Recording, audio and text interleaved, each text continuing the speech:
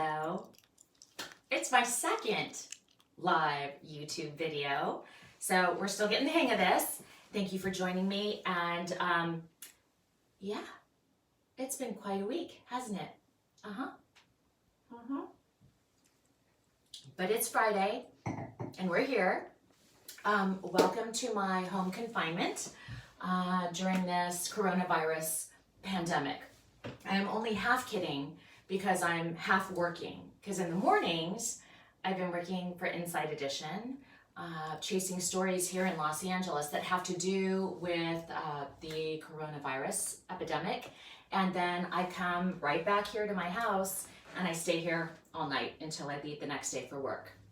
As you may know, right now, the governor of California, Gavin Newsom, has put together basically they're calling it a shelter-at-home order.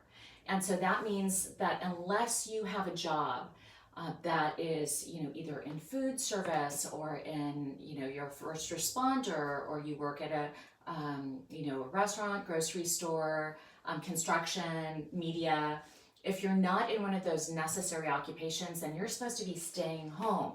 Now, to clear up some confusion, because there's been a ton of confusion on this, and California is not the only state now that has this shelter-at-home order. As far as I know, New York, Pennsylvania, and then, Chicago, for example, cities also have the same thing. Here in California, what they're saying is that they want us to stay at home unless you have one of those necessary jobs, or you need to leave to go shopping, to get medicine, or to walk around in your neighborhood. So you can get some exercise, walk your dog, do a hike around your neighborhood. But they don't want you getting into the cars and going on the freeways and clogging up traffic and getting close to one another. So you're supposed to be staying home and staying safe. So I've been doing half of that. I wanted to do one thing first today. I wanted to really do a little shout out to everybody at Inside Edition. And you may or may not have heard that our show has had quite a couple of weeks. So to kind of back up, our show's production is done primarily out of New York. That's where Deborah Norville, our host, typically hosts the show. Our main newsroom is in New York at a CBS building.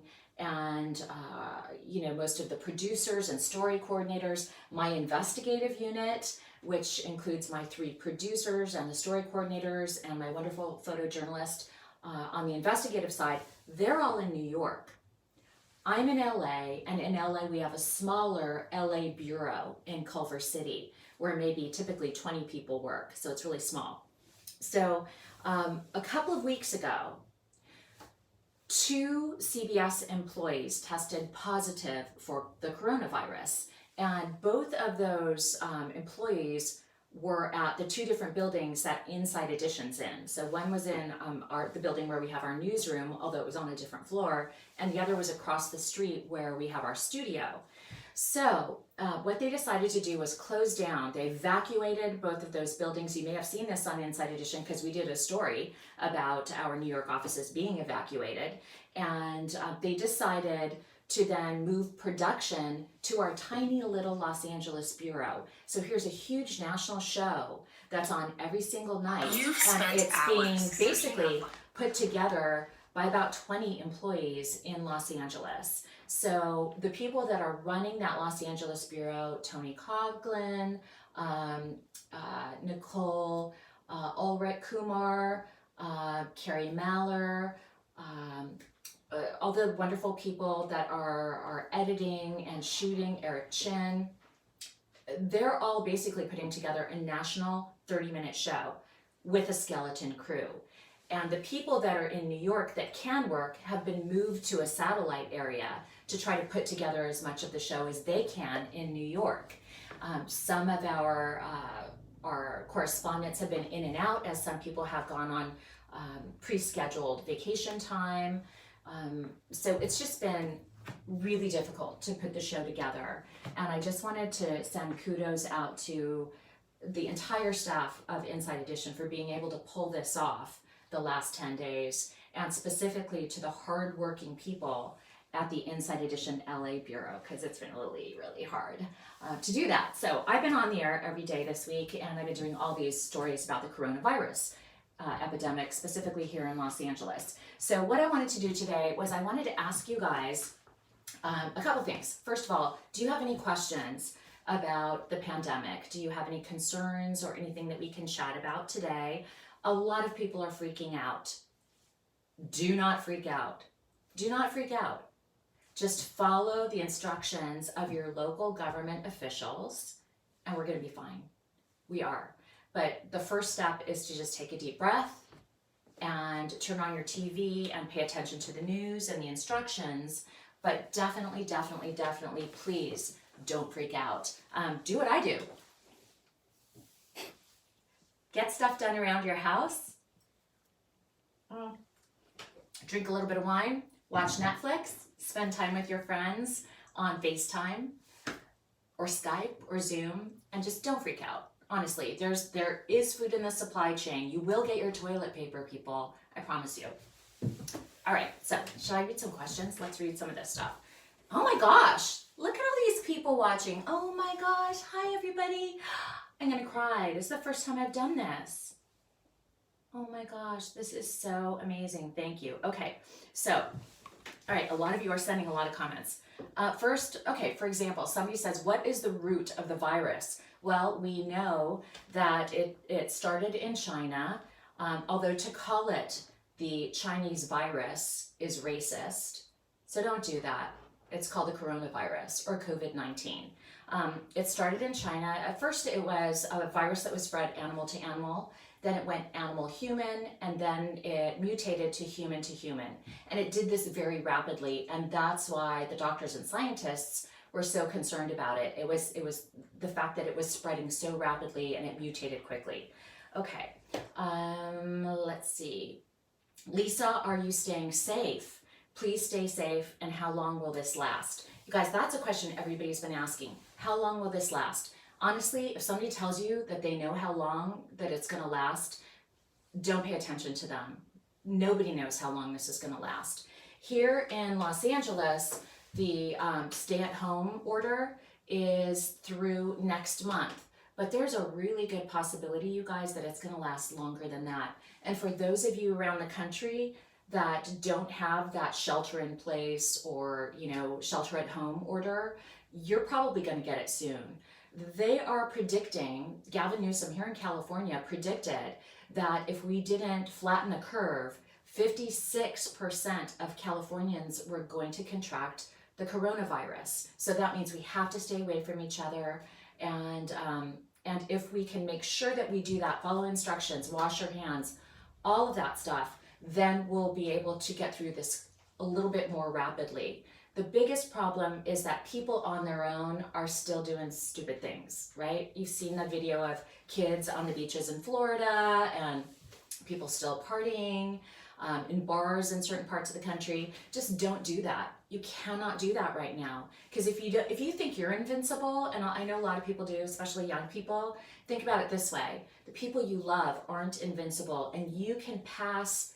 You might not have any symptoms. They call that asymptomatic. You might not have any symptoms, but you could be passing the coronavirus to somebody else, specifically somebody older or somebody that has respiratory issues or somebody that's been battling cancer.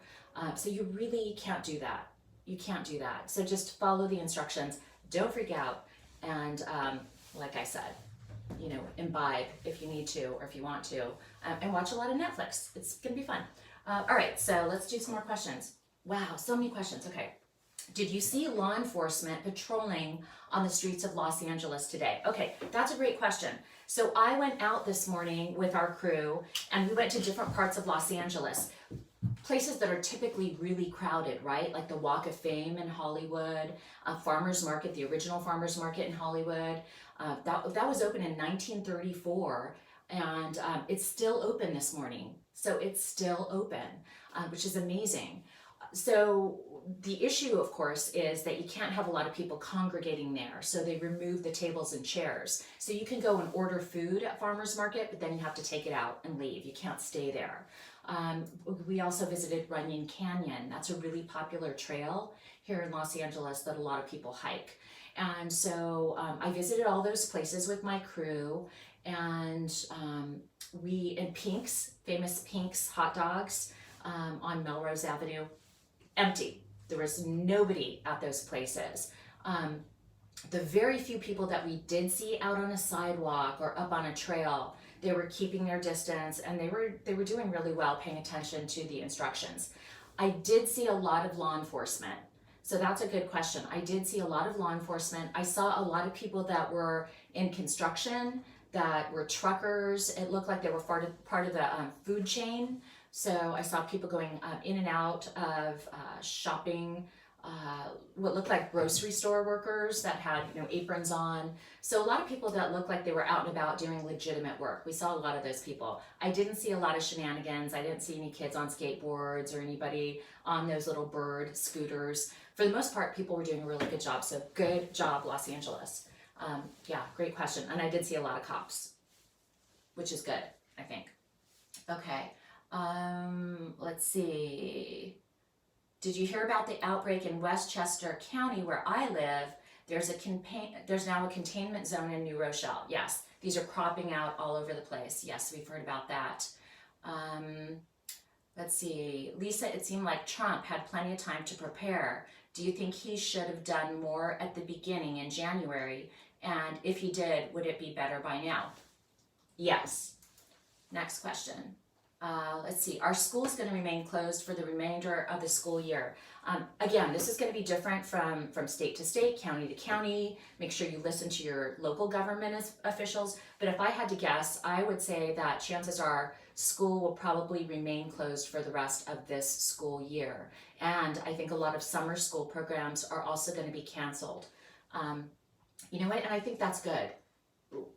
Better to be safe than sorry, right? I mean, I'd rather err on the side of caution, especially when it comes to kids.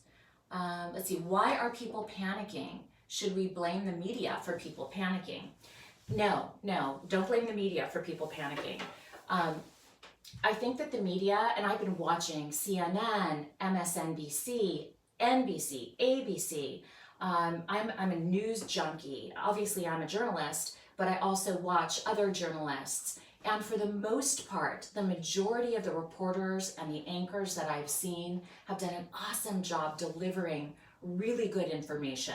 They've been calm, they've been precise, they've been asking good questions of local, state, and national officials.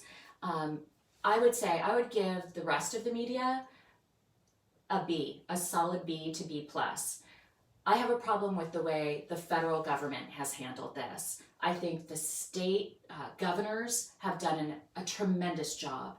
And here in California, I keep seeing a lot of really good work from everybody from local to state officials. And I can't believe how well they've conveyed their messages. So no, I don't think the media's panicking people. But look, people are human beings, right? Everybody gets nervous. We've never seen anything like this. We're living in historic times.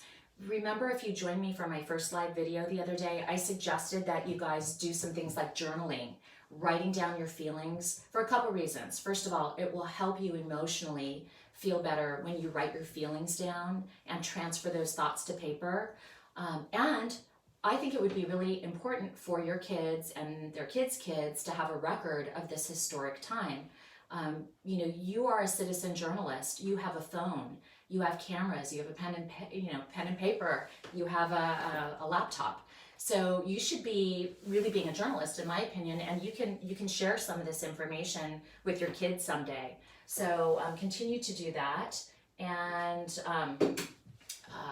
again, I think it helps emotionally to be able to write things down. Let's read some more stuff. Let's see. When am I going to do the next investigation for Inside Edition? I love that question. We are chomping at the bit. So I have 3 investigative producers in New York. Larry Posner, Charlie McElravy, and Josh Bernstein. And all of us work together along with our award-winning photojournalist, Phil Capsa, and our amazing story coordinators to bring you all of these great investigations throughout the year. But because of the coronavirus, we have really shifted our attention for now to these stories about the coronavirus and its impact on your communities and on the country, but we still started working on investigations before this started that we haven't aired yet. So we've got some investigations in the can. We've got investigations that we're still working on the side. And we've got a lot of great ideas for new investigations that we're going to continue to work on this summer. So yeah, don't worry. We're going to have regular investigations. People go, when's your next confrontation? Who are you confronting next? We call them unscheduled interviews, not confrontations. So I plan to do a lot of unscheduled interviews in the future. And don't worry, we're going to have a lot of investigations. But right now, our resources, which are limited right now at Inside Edition because of the coronavirus outbreak there, because we're working on a skeleton staff, we've really shifted our focus for now to the pandemic, but we're going to get back to doing investigations again soon. But you guys remember, they're all on YouTube. If you go over to Inside Edition's YouTube channel and type in investigations or type in my name, you can binge all of those investigations. They're really fun. And you know what? I'm going to make you guys a playlist of my favorite investigations, and I'll post it here on my channel too. That'll be fun. You know, I've done about 500. I've been doing investigations for Inside Edition for 11 years. That's so many investigations. Okay, did you surveil any popular hiking trails in Los Angeles? Yes, so as I said earlier, I went to Runyon Canyon. I hike typically at the Culver Steps, which is officially called the Baldwin Park Scenic Overlook. I work out there 2 or 3 times a week. And the other day when I walked by, I still saw hikers up there, but it looked like they were keeping their distance, which is good. How should I celebrate my 18th birthday in self-quarantine? I turn 18 on March 31st. Happy birthday. I guess not. Getting the virus would be something I would happily take. I guess not getting the virus would be something I would happily take as a gift. You got that right, that's for sure. That's from Alex Murphy. Hey, Alex, first of all, happy birthday. Secondly, you know what? How should you celebrate your 18th birthday? That's really up to you, right? We have an opportunity to be really creative right now and to think of our birthdays and celebrations differently than we used to. You know, take the time to think about, you know, using technology to connect with friends and family. Think about maybe going old school and getting, you know, cards or doing handmade cards and sending them to people that have their birthdays right now. Make gifts at home. Kind of, you know, think back about, look, we didn't always have all this technology. What did our ancestors do 100 years ago to celebrate? They still celebrated birthdays and weddings. The main thing is to let the people that you love know you love them, right? And if you have somebody in your life that you've had an issue with, now's the time to beg forgiveness and to let bygones be bygones, right? This is a time to start fresh. And I think that maybe we can focus on that and communicating with each other in these intimate ways. We can still be together even though we're apart physically. Let's see.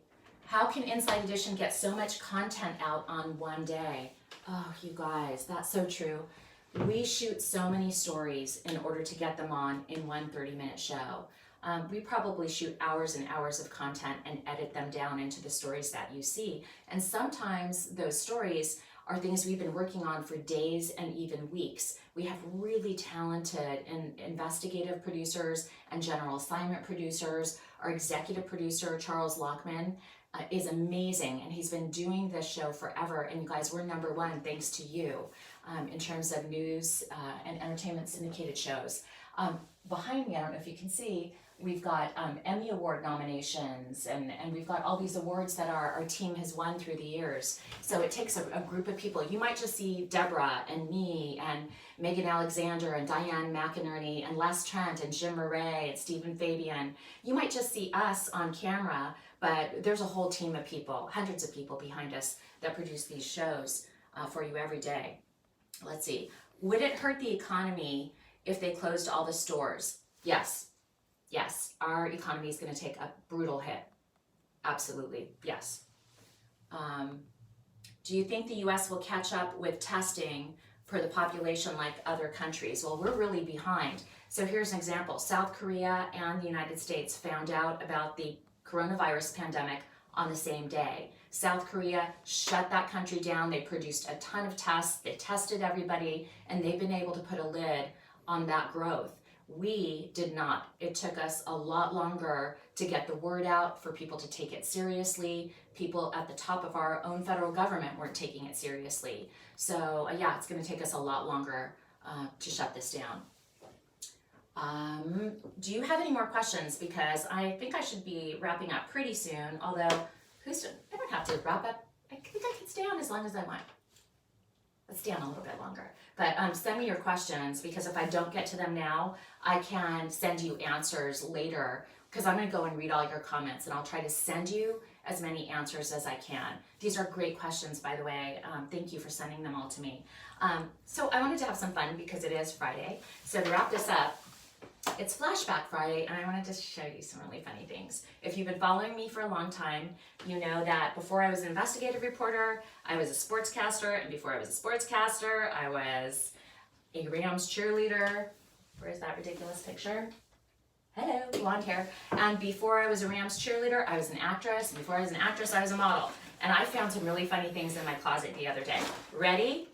These are from my modeling days. Here's some cheesy posters. Oh yeah. Oh yeah. Oh yeah. Oh yeah. Oh, I have no idea what that was from. Here's another one. This is a winner. Apparently they used cheesy posters to sell jackhammers. Who knew? Look at my blonde hair. Is that the best? That's a Taji. Found my old modeling book from Cunningham. And there's some really funny pictures in here too. They're all Gold's Gym. What else? Oh no, can't show you that. Too racy. Not really racy, but kind of cheesy. Let's see, what's fun? Oh, I like this one. This one's pretty. We have, what else? Latin style cover. I like that a lot. This is Bendigo swimwear. I used to do a lot of swimwear and sportswear back in the day.